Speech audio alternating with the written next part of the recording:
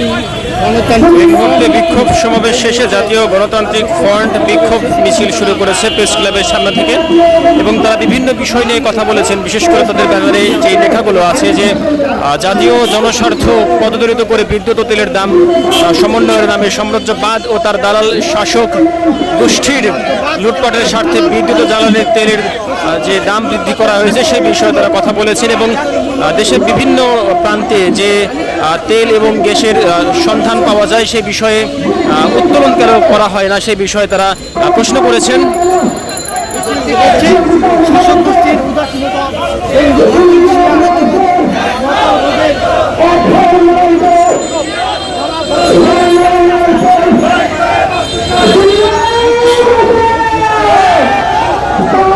এবং মার্কিন যে চুক্তি বাণিজ্য চুক্তি সেই বাণিজ্য চুক্তির কঠোর সমালোচনা করেছেন।